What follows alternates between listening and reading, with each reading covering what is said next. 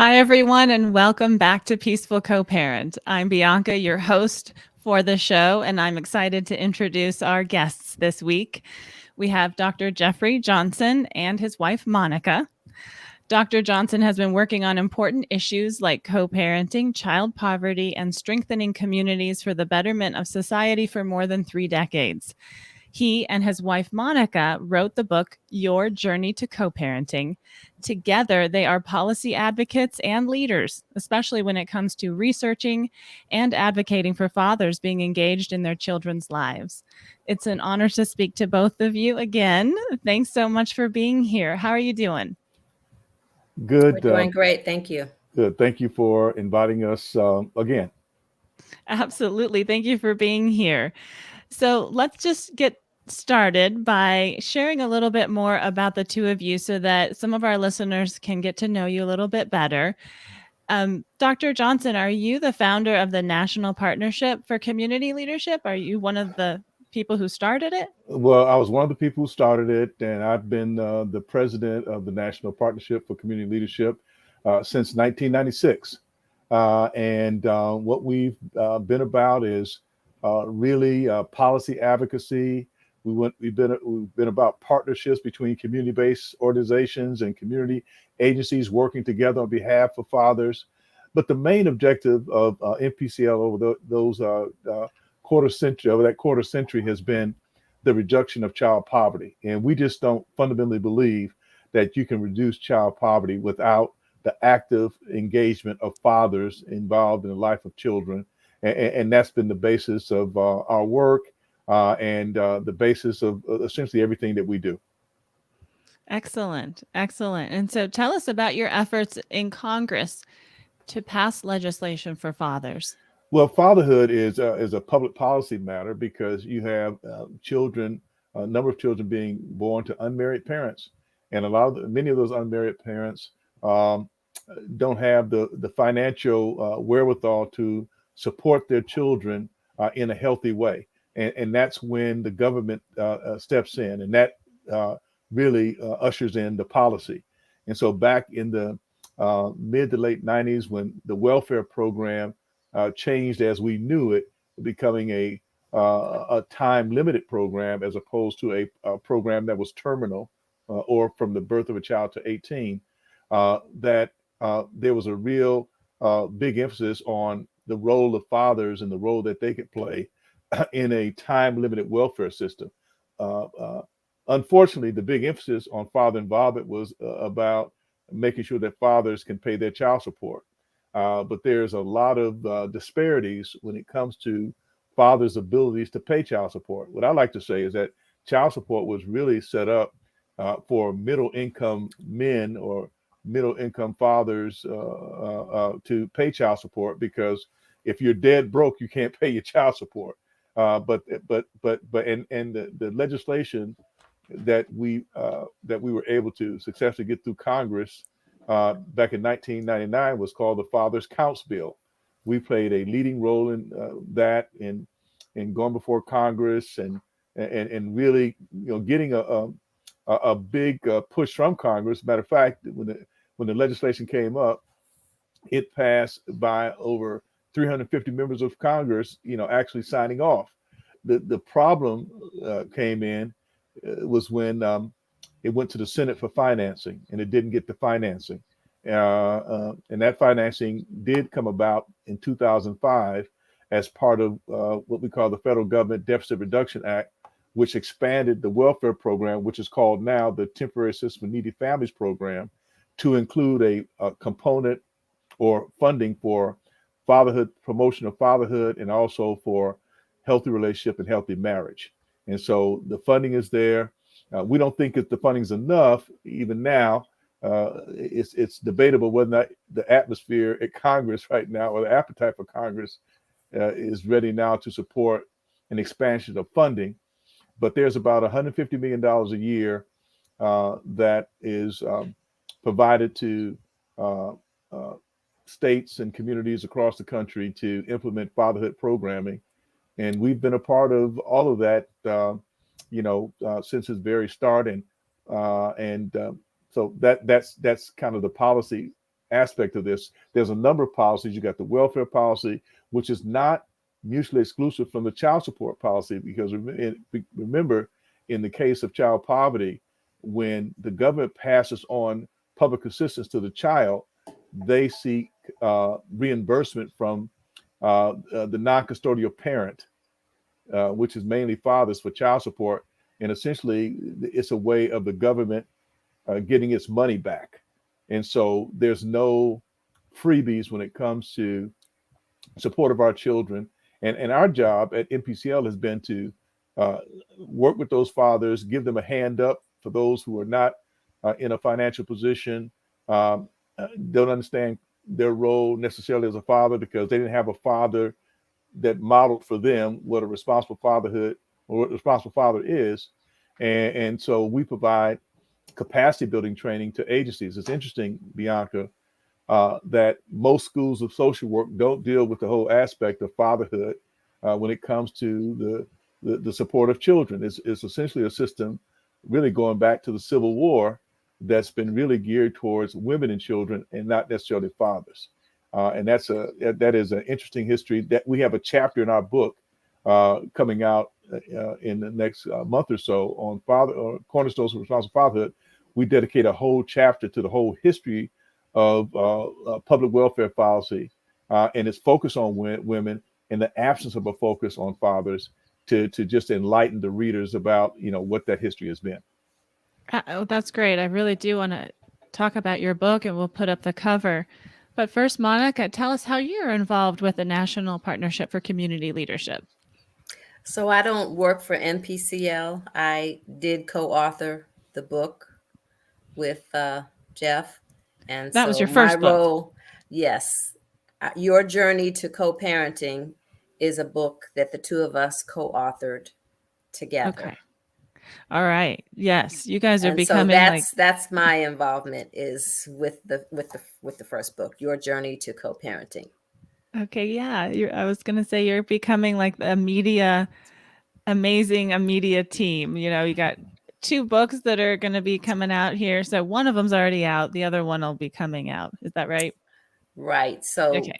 actually, there are a number of publications that Jeff has been involved in, which you are showing right now, So you got Your his Journey to curriculums. Co-Parenting. And I hope he's going to have a chance to talk a bit about the curriculums that are available as well. But Your Journey to Co-Parenting, that book has been out for about a year, and it is specifically for parents. That book was written for parents as a guide or a jumpstart for those who are ready to begin the co-parenting process.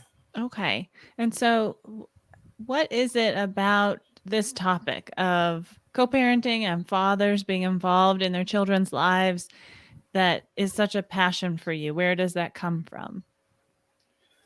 Well, for me, it's about the whole idea of leaving no child behind, and that the way we do that is by making sure our children are covered.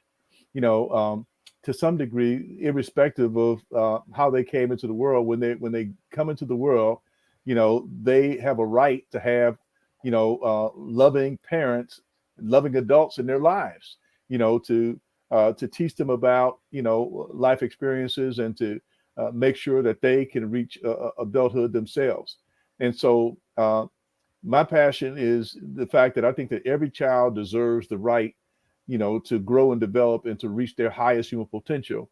And the research for decades has indicated that the way that occurs is when they have two loving parents and loving adults involved in their lives.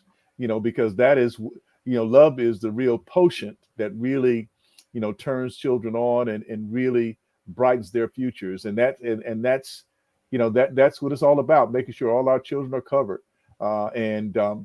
And for many years, that it's such a complicated subject to deal with, in the sense that you have to break a lot of these things down to really understand how they impact certain population groups more so than others. And but our focus, let me be very clear, even though we focus on primarily children of color, our focus is on the success of all children, irrespective of their race or ethnicity, and the body of our work. If you look at the body of our work, is a great illustration of that. Okay, so all inclusive for all children, but you have focused on certain population groups. Can you talk a little bit about that? Yeah, because what you have is, for example, 40% of all of our children in the United States are born outside of marriage. It's very important footnote. Okay, we also know that divorce rates are uh, half and half. Half of married couples divorce. Right, so you got a lot of unmarried parents out here. In the case of those parents that uh, were not married and never intended to marry, what you have is a situation where these children, I consider them in the emergency ward, because these are children who don't have a commitment of parents, uh, because one, the parents are not committed to one another. In many cases, they never have been. The child was born, unfortunately, in a romantic twist or tryst amongst the parents, who never decided what they would do if they had a child. One of the things we talk about in the book is that we want children to be planned, and they have a right to have both parents.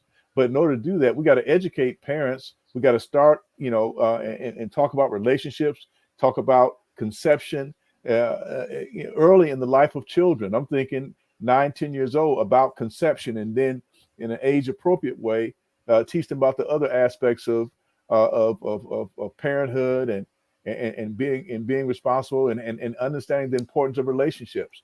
But right now we have a situation where 40% of all American children are born out of wedlock. When I break it down by race and ethnic group, 75% of all African American children are born outside of marriage, right? Oh, And only 45% of African American women actually marry. Okay, and so what you have is a lot of single parents, uh, and a lot of these single parents have really come to the forefront in terms of just taking on that responsibility. But it's hard, rearing children financially, emotionally, as one parent. Even though we need to give a lot of credit to those single mothers and dads, who really do a great job with what they have. But the whole idea is to make sure that children are covered and they have two parents who love them, or responsible adults, because sometimes it becomes grandparents. Sometimes it can be aunts and uncles. But our first line of defense in our work and through our curriculum trainings is to focus on both fathers and mothers, to really get them a great understanding of who they are as individuals. It's interesting, over the last 30 years, one of the things that we've learned when you're working with mothers and fathers, before you can even begin to talk about, parenting, which I consider a higher order thinking skill, you really have to get parents to really look at themselves. Who are they as individuals? What are the things, the personal things, the baggage, or the lack of experiences they've had, with loving parents in their lives in a consistent and regular basis, and some of the issues that grow out of that, the anxiety, the anger, and the real difficulty that emerges from that, in being able to establish relationships with other adults, or trying to find love in places where maybe you shouldn't, in terms of the commitment, particularly if you're going to have children. And so we really think that uh, focusing on those children who are the most likely to end up in poverty, because a lot of researchers say that poverty is the gateway to most social problems, right? And Mhm. so even though and so there's a case to be made that all of our children are important, but as Stephen Covey says in his books, first things first. So who's first?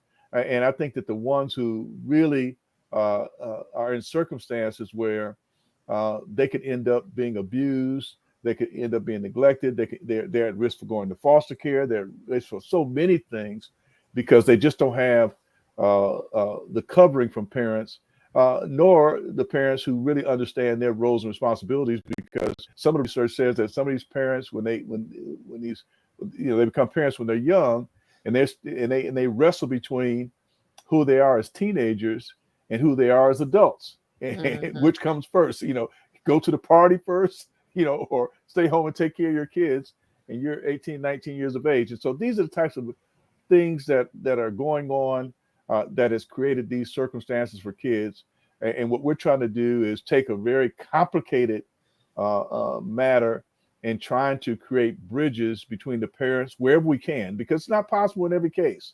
And that's what our book on Your Journey to Co-Parenting does. It's a bridge. It's a guide, to help parents begin to think about, how to go about doing that. And when we work with fathers and mothers, it's a specific focus on both mothers and fathers, and it really begins with that personal journey to understand who they are before we begin to talk about the higher order thinking of responsible parenting that a lot of mothers and fathers need. Some would argue, well, we didn't have programs like this in the past, and a lot of us never went to parenting school. We live in different times now, and these programs and these curriculums and these trainings that we do them for a reason. And it's because there's a need out there.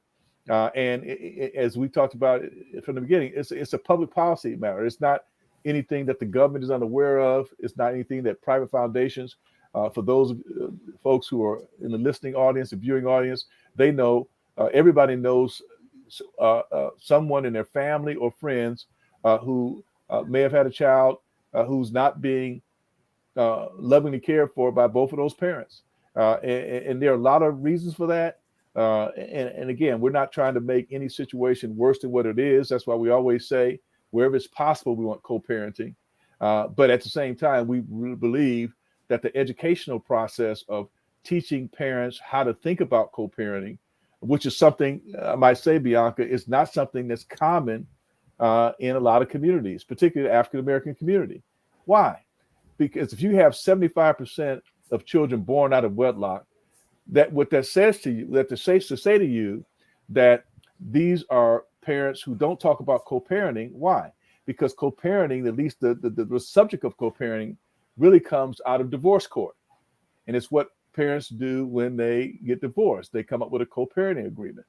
But if the parents never marry or never intend to marry, then This is not a conversation that's talked about. You know what I mean? It's like where I grew up, no one was talking about co-parenting. Because it was just not a part of the culture of our community. And again, I'm not trying to cast any aspersions or whatever, because again, what we like to do is keep the focus on children and what we're trying to do in the best interest of children. And we want to meet those parents where they are and help them be the best parents they can be under their circumstances, and to really position them to live up to the rights that children have, that we believe, and that is to have two loving parents in their lives and not having to choose which parent to love. So I think the real value, just to kind of follow on what Jeff said just now, of this guide is that it gives parents the words and ways to think about, working together as parents in the best interest of the child. And there is a section in the book that actually lays out beginnings of a co-parenting plan. How do you go about framing it? What are the major items that you would put in a plan? And then that's the beginning of a negotiation. It's not the end, because every co-parenting plan is going to be as different as the individuals involved. Right. But it at least gives them a structure and a way to start thinking about how they might come together on something that's going to be important to their child for the rest of their growing to adulthood. Yeah, their growing years. So you're talking about the journey to co-parenting, right? The journey Monica? to co-parenting, yes. Yeah. It's Yeah. interesting. a lot packed in there. Go ahead. We did a training. We do training on co-parenting, and Bianca, your audience should know this whole work has exploded at a very significant level. We're doing a lot of training of agencies, state agencies, in co-parenting, and we had a young man that, and he sticks out to me. He was going through our co-parenting training, and he went through it all. And then we got to the point in the last part, we actually let them do. We lay out the last part of the book, which was for parents on co-parenting. It's a guide, and it kind of, like Monica said, allows them to fill in the blanks. And he grew up without his dad, right, and mom. But once he went through it, you know what he said, and it kind of brought me to tears. He said that if my parents had have had this information, maybe I would know who my dad is. Mm. So that's how significant this work is, because, and again, it's putting it in a language that people can understand, and making it accessible, and really putting the emphasis on, giving parents the tools that they need, and giving them like those workbooks that they need. And again, this is for a split population. When we were writing the book, we did an extensive amount of homework on co-parenting, and I would say that 98%, maybe 99% of most of your co-parenting books are focused on parents who are going through a divorce.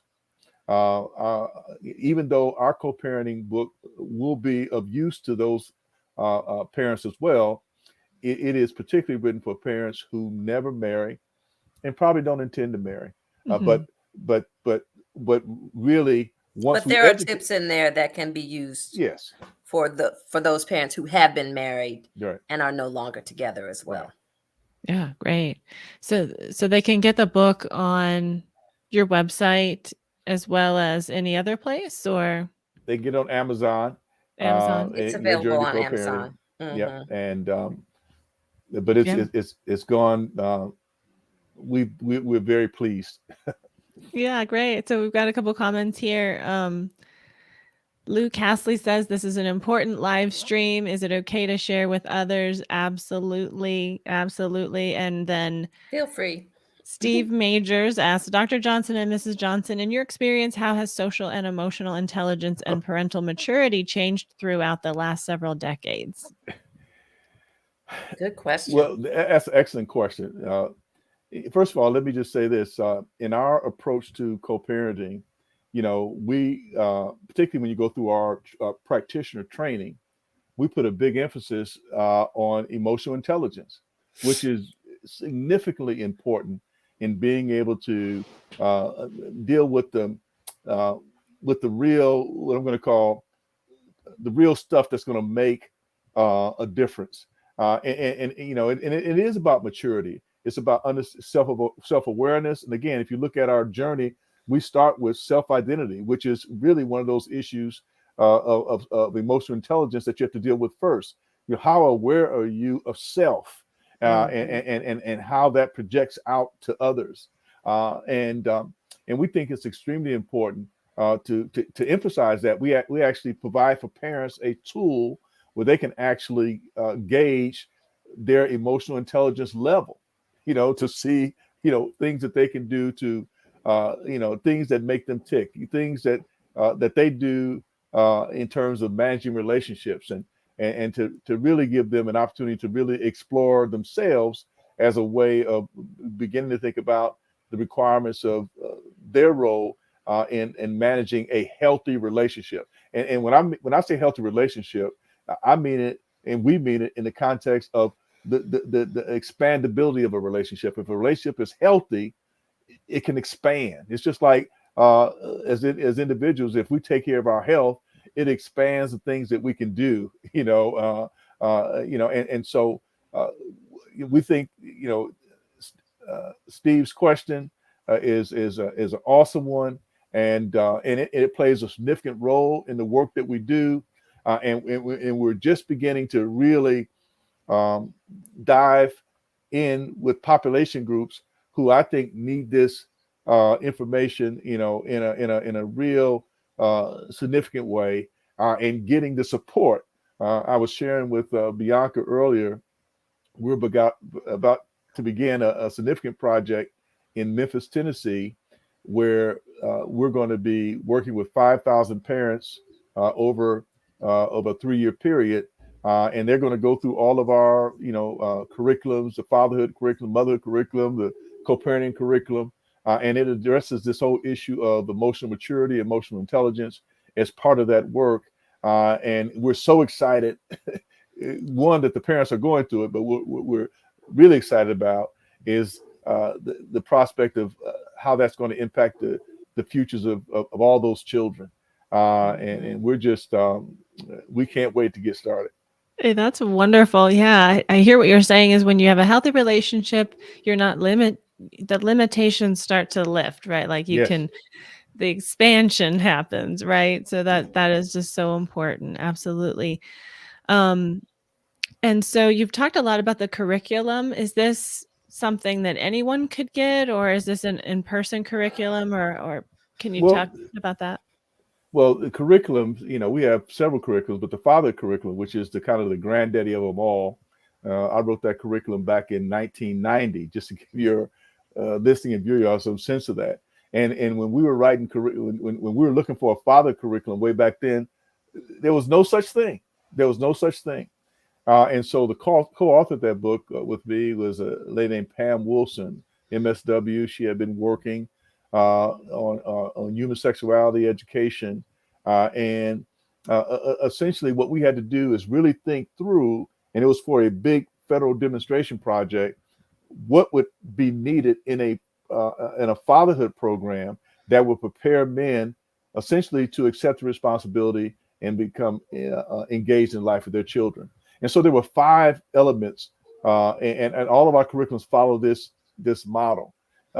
First is the personal, because we felt it was necessary for the fathers to really have a good understanding of who they were personally, their background, what's it been like for them growing up. What was it like growing up with mom and dad there? What was it like growing up with mom and dad not there? What was it like growing up with 5 children in the family, or whatever the case may be. Whatever the case may be, to really get to the root of it. You know what I mean? Because sometimes the personal baggage, is in the way of them thinking about other things. And the personal things could be a substance abuse problem. It could be any number of things. And so the first module in the set of activities in each curriculum addresses what we call the area of introspection, doing introspection.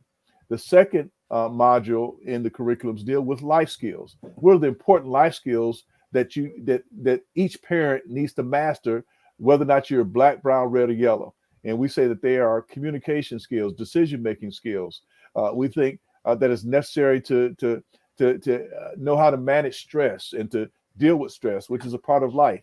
It's interesting too that when you deal with men of color, it's very important to deal with as a life skill coping with discrimination, and that's a whole different topic. But in the curriculum, it's a life skill, and the emphasis is on men of color, but it also is a discrimination not only happens to men of color, but also happens to men in terms of where they live. They may live in a rural area. They may be poor, and there are stereotypes and other issues that get in the way of people looking at them as whole human beings, and they're discriminated too as well. And then we move, once we talk about the personal issues, the life skills that have to be mastered, decision making, dealing with stress, coping with discrimination, listening skills, those type of things. Then we can talk about parenting. And then when we in the parenting chapters always begin with, what are the qualities and characteristics of the parent that you would like for your grandchild? I mean, think about that. So we put every trainee in the position of a grandparent, and we said, what is the type of mother you want for your grandchild? What is the type of father you want for your grandchild? And that the session has begun at that time, because every group comes up what I call I call a Jesus list. All these great characteristics, and then when you ask the question through the exercise, how much of these characteristics do you have? boy, that's when it really starts hitting home. I got some work to do. All right. But you notice, And that's the point. that's the point. All right. But you notice we didn't get there until we dealt with some of the personal stuff, because some of this personal stuff gets in the way of these other things. And Yeah. then we move from, our parenting sections of all the curriculums are the most extensive sections, because it's about parenting and what it takes to be a responsible parent and an engaged parent. And then it moves from that point to relationships. What is a healthy relationship? What's starting with friendships? All right. What are the characteristics of a good friendship? And do those same characteristics and qualities apply to a parent relationship, or an employer relationship, or a parent-child relationship? And then we deal with And which types of relationships will you need to nurture? Yes. In order to successfully, care for and help your child to thrive. Right. Right. So you've mentioned a couple of times, Dr. Johnson, like what is a responsible father? Like, Yes. could you speak about that a bit? Well, let me say this. A responsible father, and let me say, it's really a definition of a responsible parent. And essentially, that is a parent who is loving, is present, and is engaged in the life of their child, and essentially takes the responsibility to do whatever it takes to raise their child to be a healthy, happy adult. And you can't do that without some discipline. All right, which the notion of responsible comes from. You have to have a set of discipline.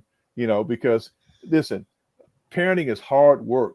Some people would say parenting is bloody. It's like, because you have to give up yourself, you have to give everything. And again, parents are taught, a lot of the men are, that, you should be at the point where you will actually die for your family and your children. And that's how a lot of men are wired, to think that protector role means, whatever it takes.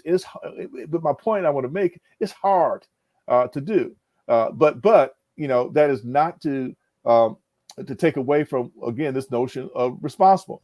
So what is a irresponsible parent? Well, irresponsible parent is one who's not present, is one that does not, pour in or love their child. If the parent separates, and either parent has a child support obligation and refuses to do so, not because of the child, but because of a revenge factor towards one another, Sure. or for the fact of trying to get one up on the other parent, whatever the case may be. Those are characteristics of irresponsibility, and I think that any mother or father can identify it that way. But let me tell you what's also irresponsible, and this is where education has to occur. I learned a long time ago, when you're dealing with adults, and that you can only tell men and women so much in terms of what they should do. But one of the things that we say is that it's totally irresponsible to bring children into the world that you're not in a position or not willing to care for. Right. And that message has to be taught early on, because that is the, you can call it naivete, when you don't know. All right. But when it's taught and then there's some choices that you got to make. Uh-huh. And that one of the things I like to say during the training, that when a mother or father comes to your program and you say that to them, that it's important not to have unplanned pregnancy, and to use some form of birth control and when you're involved in sexual intercourse. The reality is that a lot of them, one, have not heard that before in a socially acceptable setting, and then secondly, they've just never thought about it. It's like, because quote unquote, they're so into each other, they haven't thought about all the consequences of what happens when they have a child. What I'd like to say to them is that, why are you trying to have more children when you can't take care of the ones you got? Right. You follow me? And what I tell the practitioners, you got to have that conversation, because many of them have never had that conversation. Oh my God. Right? Why are you trying to have kids and you can't take care of the ones you got? And a lot of times it's interesting. And again, I'm not casting aspersions. I'm just giving you a lot of raw facts. And that is, a lot of them say, well, if I don't have his child, he won't think I love him, and he thinks that his father, he's not a complete man until he can demonstrate that he can father children. And a lot of mothers feel that way too, that they're not whole women unless they can mother children. But as you know, Bianca, there's some responsibilities that go along with that. Our children deserve us to be the best parents we could be under our circumstances. All right. Huge. And Yeah. So anyway. Huge responsibilities. Absolutely. And the education does need to come earlier so that people can be aware and make good choices. Absolutely. It's about choices. So Dr. Johnson, would you say that the MPCL is an education platform and advocacy? We're a knowledge company, all right, and our knowledge is around, again, in our name, the National Partnership for Community Leadership. And it's community leadership around parents, with a particular focus on fathers, with the end game being the reduction of child poverty. Parents can't do it alone. One community group or one program can't do it alone. It requires the whole community coming together in such a way that that really creates a critical mass of support to help all families in need, have the support they need to raise happy, secure children. Because the happiness and security factor is what really puts our children in a position to think about being all they can be. And every child, needs to have the right to develop to their whole their fullest human potential. But that only happens when we come together as parents. It only happens when we come together as a community. And NPCL is that knowledge company for the last quarter century that's been doing that. And our conference allows us to annually to come together, with folks from all different walks of life, parents, community agencies. You talk about Head Start, Healthy Start, fathers' rights groups. All of us come together annually at the conference to really deal with issues and concerns in a policy, research, practice standpoint. This is some of the highlights from our most recent conference, which looked at celebrating the role of women in the whole fatherhood field. And let me say, Bianca, that the reason why women have played a significant role, because most of your fatherhood programs, at least the ones that are funded by the government, are programs that initially serve only women and children. Now they work with fathers. And it's important to lift those women up. And these women who you see and lifted up, are women who are the researchers, who are the community action agency representatives, are individuals who are making a difference in the work that they do to advance responsible fatherhood, because they realize that children need all the support they can. And we have a Hall of Fame that we established 24 years ago in the conference to honor those fatherhood leaders. So these individuals who you see with these gorgeous plaques are individuals who are advancing with fatherhood in their respective fields, from the government, from the research community, at the community-based practitioner level, from women involved in fatherhood. Because what we fundamentally believe that we have to do this together. Fatherhood it can't succeed without motherhood, and motherhood cannot succeed without fatherhood. And all these recipients coming from different parts of the world and in the country participate in this conference, and it's the longest running fatherhood conference in the United States. And next year will be 24 years now. 24 years now, and next year will be 25. And it's going to be a big deal for us. That's wonderful. So it's in June every year. It's June every year. It's the week before fatherhood. Before Father's Day. Before Father's Day. And the reason why we do that is very intentional, is because when we first started the conference, we tried to do it as close to Father's Day as we could. But as the work grew, people would come up to us and say, listen, I can't come to your conference because I'm planning my own local fatherhood activities. And so we always do it, 2 weeks before Father's Day. And it's worked out, extremely well for us. And we always have a great conference. So you had to go virtual the last few years, or are you planning in person again? Or Well, we had to go with virtual with the COVID pandemic, and so this was our third year in a row of doing it virtually, and it's worked out well for us. People are getting used to doing things virtually, and that's been a great deal. But as we move forward, we'll probably be doing a hybrid, a combination of, if you want to come to, say, Atlanta, you can come. We'll have folks there in person, but we'll also offer it live stream as well. so we've got a question from Alex, Dr. Johnson. How can each of us best contribute our assets, physical, emotional, and spiritual, to create harmony, goodwill, and a sense of peace within the family structure? Well, the first thing is is being there. Presents matter, not presents like in Christmas gifts or birthday gifts, those type of presents, but presence simply matters. And then, parents need to exhibit, you know, um, responsible, or behaviors that really speak to physical, emotional, and spiritual, to create the harmony. You know what I mean? I don't apologize for being my father was a pastor of a church, and so I grew up as a preacher's kid, and so in my household, we pray over our food, and we attend church regularly in person or virtually, and we model that type of thing for the children. Uh, the researchers indicate, particularly for the fathers, is that when fathers take their children to, say, church, that the likelihood of them going to church in their father's footsteps is about 80%. When mothers do it by themselves, is less than 20%. And that's something interesting to unpack.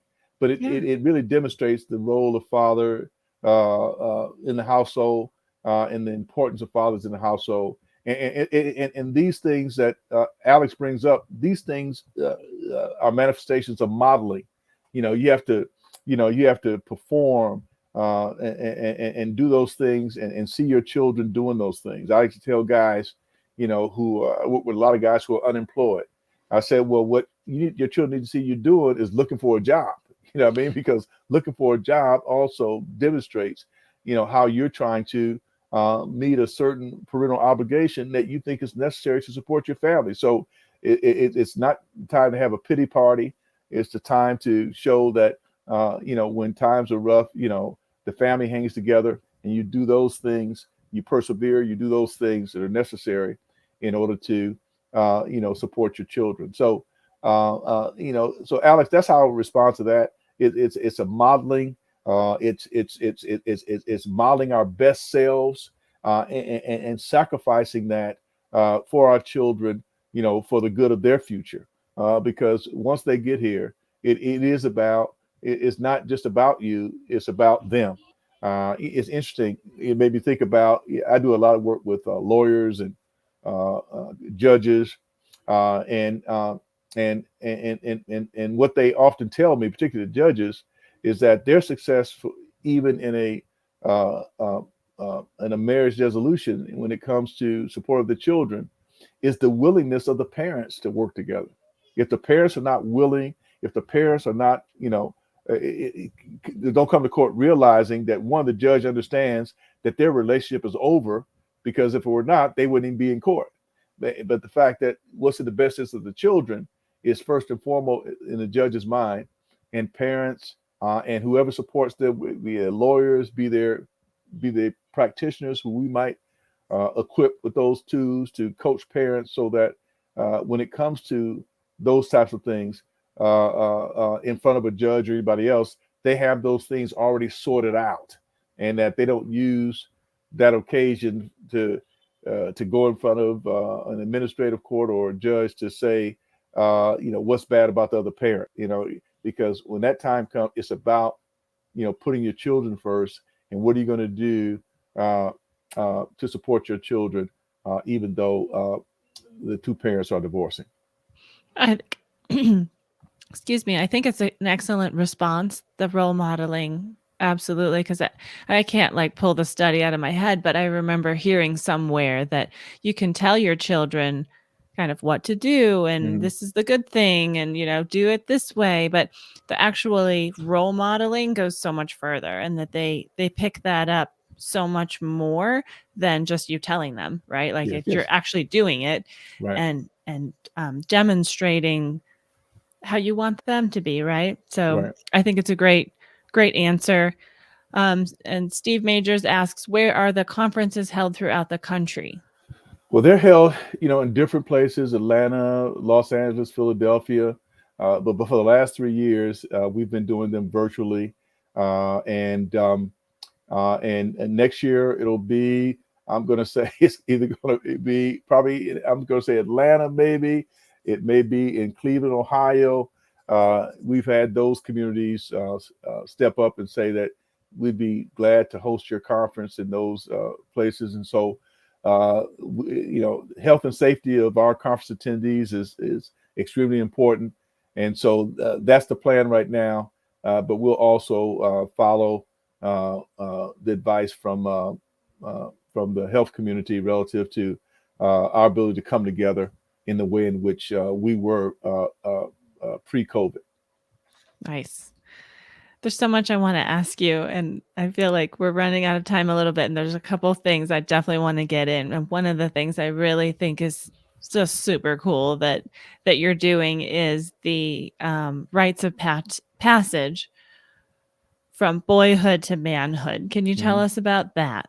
Well, this program is it's a curriculum, that's focused on working with boys 12 to 17, and it's really to work with them on essentially becoming an adult, and really kind of taking a page out of what happens in a lot of cultures, Jewish bar mitzvah and some of the African countries. They've had rites of passage for many years, and really incorporating those principles of personal development, social development, educational excellence is also a part of that.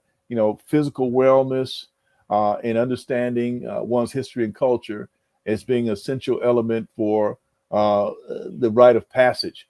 Because essentially, young adults, they're going to become 13, 14, 15 anyway, but they'll have a choice to make.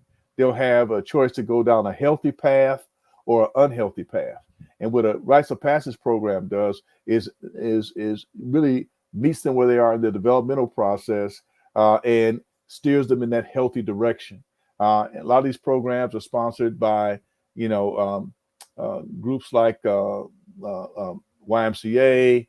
A lot of fraternities, sororities have these programs. A lot of these programs are in faith institutions, and the goal is to give these boys at that age, that adolescent age, when they're really influenced by a lot of their peers, really put them on a path of understanding the importance of choices, and what it takes to become a productive adult, and so that when they do reach the age of emancipation, 18, they have the basic knowledge that they need to be productive adults, and what we like to see to be all that God intends them to be. And so, but when you don't do these things, you leave it to chance. And a lot of times, the rites of passage in a lot of communities is, what you learn on the streets. Right? Yeah. And what we try to do is to formalize it through this program, and it's been very successful in a lot of faith institutions and a lot of our schools as an after-school program. Focused on working with the 12 to 17-year-old boys. So anyone in a leadership role could pick up the curriculum and incorporate it into, let's say, school or church, or how would that work? With all of our curriculums, what we say is that you can, you could buy the curriculum, but the curriculum needs to be, you have to be trained in the proper use, because there is evidence base behind all of these curriculums, and if you just buy it, and you know, maybe a person who's really smart and grounded could pull it off, but we really encourage people, if they buy the curriculums, to also go through the training and we offer those trainings throughout the year. We are planning our fall, winter training schedule. You can go on our website, mpclfathersandfamilies.org, and in the next couple of weeks, we'll have our training schedule. Rites of Passage will be on there. The focus is on what we call youth development, and Rites of Passage fits under youth development, and that's where anybody who's interested can get a copy of the curriculum and also go through the training. And we certify you once you go through the training. All right. Great. Good info. And so tell us about your new book. We talked a little bit about your journey to co-parenting that you wrote with your wife, Monica, a little bit in the broadcast tonight, but this book hasn't quite come out yet. So tell us a little bit about this one. Well, it'll be out in August, mid to late August, and it's called Cornerstones of Responsible Fatherhood. And the focus of the book is really to really equip practitioners and agencies to implement effective programs for fatherhood, and to really understand, how to do it in such a way that they can be replicated and they can expand.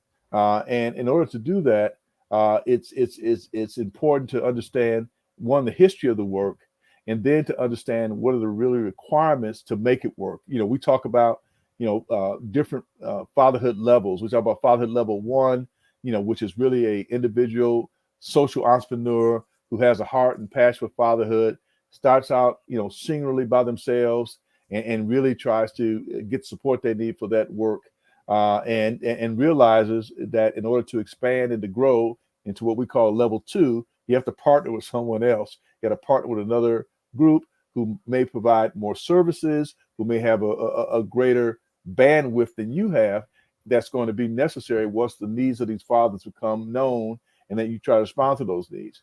And then we talk about a level 3, which is a program that's been, that's kind of gone through those first 2 stages, and is really got some experience behind their belt, has a way of documenting their work, has a way of implementing the different activities, and meeting the father's needs, and they are actually graduating fathers who complete whatever their program cycle is. And those are programs that can really compete for funding, so that they can be around, and that they won't be these kind of 1 year, 2 year efforts that many of these programs are, because they don't have the tools necessary to do that. So the book kind of goes through that. It also talks about the importance of choosing the right curriculums, for the work.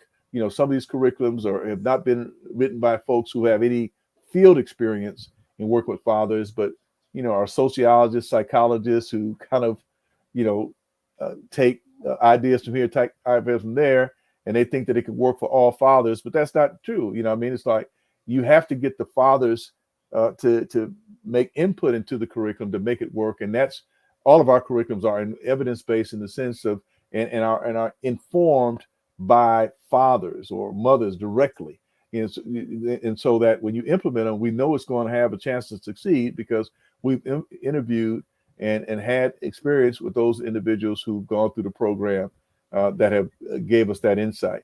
And then the more important element that folks forget is that it's important that when you think about fatherhood, that we teach fathers about conflict and anger, domestic violence. So we have a whole chapter in there on domestic violence because it's a no-no. It's a deal breaker in a lot of situations, and we have a zero tolerance for that. And we've been advocates for what we call domestic violence protocols and fatherhood programs, from the very beginning. And then it talks about evaluation and how the federal government, we think the federal government standards are too high for a lot of these programs. And that's why, out of the 50 states and territories that we have in the United States, do you know since 2005, only 25 states have actually participated in the federal government's fatherhood program. And that's because, they don't know, they don't meet the standards that the government has set up. And we think that the government misses the opportunity to, by wanting you to demonstrate impact, as opposed to understand what we call promising practices or evidence of promise.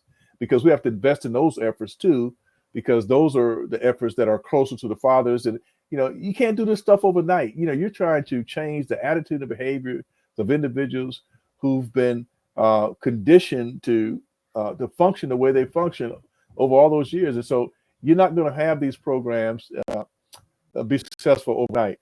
Excuse me, but they got to be evaluated properly. And so we do a whole two chapters on, finding the right tools in which to evaluate your program, and then offer the basic, having a logic model, having a management information system, and those type of things is necessary. And then the final chapter is on leadership. We need leadership in fatherhood field. It's the notion, Bianca, that none of us own the fatherhood field. This is something that all of us need to be concerned about, and that we got to be courageous. We have to, step up to the plate, and we got to, not deal with petty matters. We can't. We should be competing against one another, because if we're going to make any real significant headway in terms of policy, is that it's going to be our ability to come together in a critical mass of support, for politicians, because that's what they respond to, is the critical mass of support.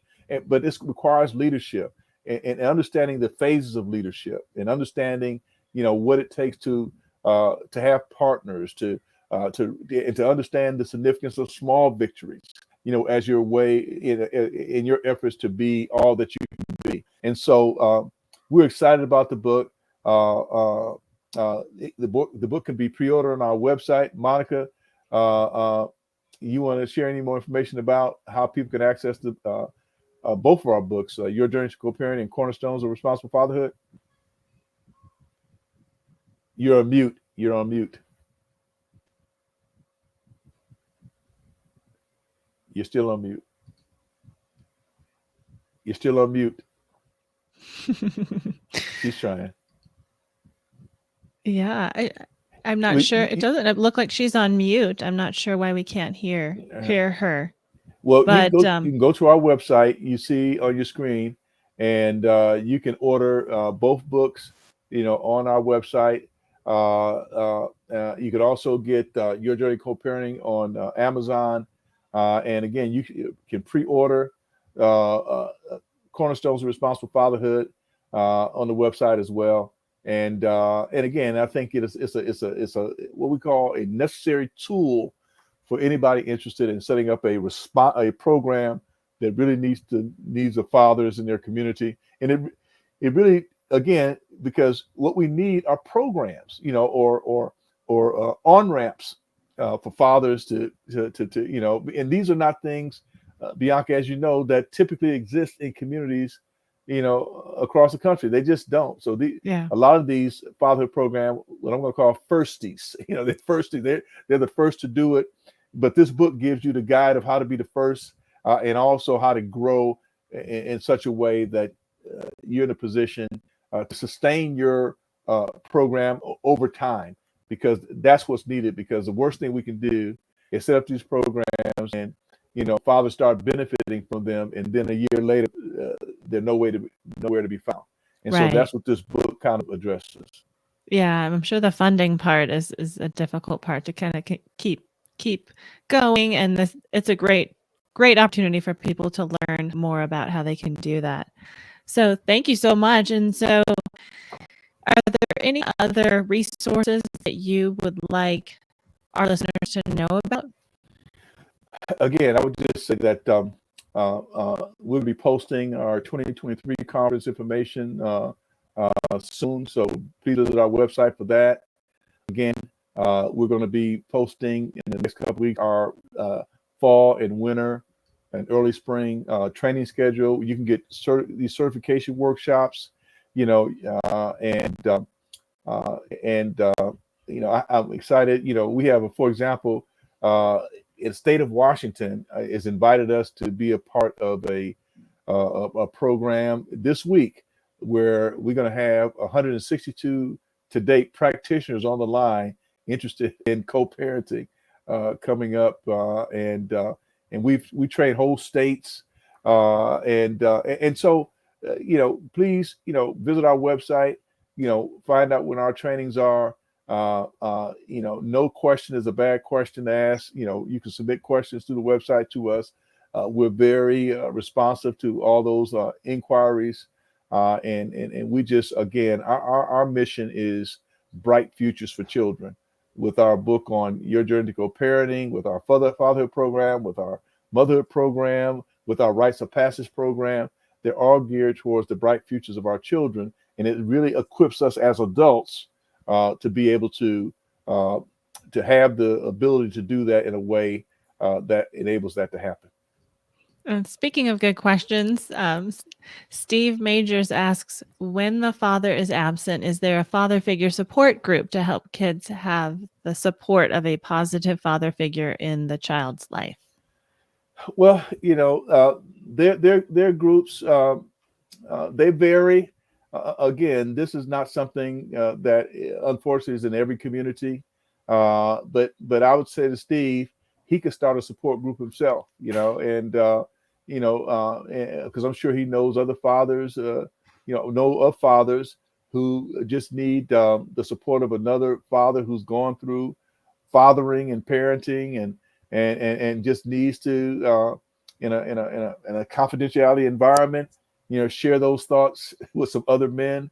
Again, a popular way to do it is through our faith institutions. A lot of faith institutions, for example, in my faith institution, we have a men's fellowship, and I chair our men's fellowship. I have for the last 16 years, and everything I do with NPCL, I do through our men's fellowship, and the men get so much out of it. And so, but it's a voluntary service, and so that's that leadership I was talking about earlier. We have to step up. You can't wait. If you don't see one, start one. And before you know it, you're going to have, a number of men in a small group turn to a medium group, turn to a large group. And then, you can really see how important that will be for men to have that support, because there are not a lot of supports in the community where our young boys and our men can come and talk in a socially accessible setting, and to really get ideas from others who same community, same occupation, same background, but maybe approaching a little bit differently, and maybe approaching in a way that is probably appearing to be more successful than somebody else. And I only mean that in the sense of, they've probably figured it out, and they can share those ideas. And so it's all about helping each other, be the best human beings we can be.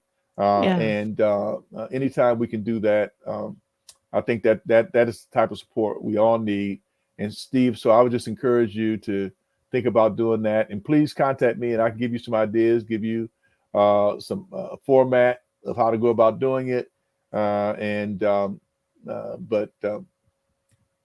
if you don't find one in your community, start one on your own. You're an inspiration, Dr. Johnson. Absolutely. And so, speaking of getting in contact with you, how can people best reach you? All right, Monica, are you there? She's still okay. Well, you can reach me. You can reach me at NPCL. It's NPCL. N as in Nancy, P as in Paul, C as in Charlie, L as in Larry, fathersandfamilies.org. You can reach me that way. And again, you can submit all our contact information. You can post your question or nature of your inquiry, and we will respond. That is, thank you, Bianca. That is how you can reach me. And I'd be excited to talk to you and be able to share any information that we have about how you can go about doing this important work, for the future of our children. Thank you too so much, Monica. I'm sorry that we can't hear you, but I appreciate you being here so much. Any final thoughts that you'd like to share before we wrap it up for tonight? Well, Bianca, I just want you to, keep on keeping on. You know what I mean? Because it's people like you, and it's kind of what my admonition was to Steve.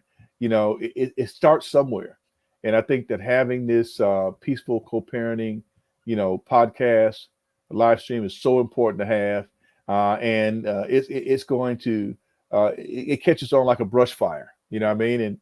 And because this is something that that people have conversations about, but not in a formalized way in which we're doing it here, but can take some of the thoughts and ideas that we share through programs like yours to really get the ball rolling. And I just want to encourage you to keep on doing this because it's so important. Because you're providing a vital education to our public, and again, to the future of our children. I do think it's so important to have these conversations and get the word out about these wonderful resources. I really hope that a lot of our listeners will check out the website, check out the books that are available, and the conferences, the curriculum. There's so much really available. So thank you so much for coming on and letting us know all about it. Thank you again for having us, and we'll do this again. Absolutely. Let's do it again. Okay. All right.